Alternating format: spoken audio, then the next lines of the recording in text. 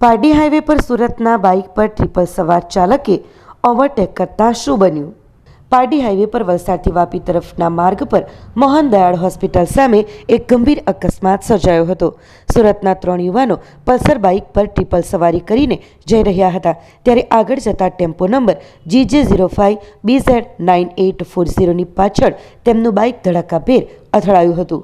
આ અકસ્માતમાં બાઇક પર સવાર 17 વર્ષીય જયકુમાર કિશોરભાઈ રાવલિયાનું ઘટના સ્થળે જ કરુણ મોત નીપજ્યું હતું, જ્યારે અન્ય 2 યુવાનો રોહિત વસાવા અને હિરેન વસાવાને ગંભીર ઈજાઓ થતાં તેમને પ્રાથમિક સારવાર માટે પારડીની સરકારી હોસ્પિટલમાં લઈ જવાયા હતા. ત્યારબાદ વધુ સારવાર માટે 108 એમ્બ્યુલન્સ મારફતે વલસાડની સિવિલ હોસ્પિટલમાં ખસેડવામાં આવ્યા હતા. પોલીસ તપાસમાં જાણવા મળ્યા મુજબ અકસ્માતમાં પલ્સર બાઇક નંબર વિનાનું હતું અને પ્રારંભમાં 3 યુવાનો પાસેથી કોઈ ઓળખપત્ર મળ્યા ન હતા. જોકે પછીથી તપાસમાં જાણવા મળ્યું કે તેઓ સુરતના રહેવાસી હતા. પોલીસે ટેમ્પો ચાલક જિગ્નેશભાઈ દિલીપભાઈ ગઢવી ઉંમર વર્ષ 27 રહે સુરત વિરુદ્ધ અકસ્માતનો ગુનો નોંધ્યો છે. અકસ્માતને લઈ રમેશભાઈ વિઠ્ઠલભાઈ રાવલિયાની ફરિયાદના આધારે પોલીસે હાલે તો આ કેસમાં વધુ તપાસ હાથ ધરી છે.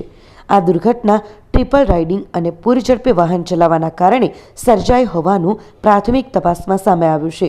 પોલીસે વાહન ચાલકો અને માર્ગ સુરક્ષાના નિયમોનું કડક પાલન કરવા અંગે લોકોને હાલે તો સાવધ કર્યા છે.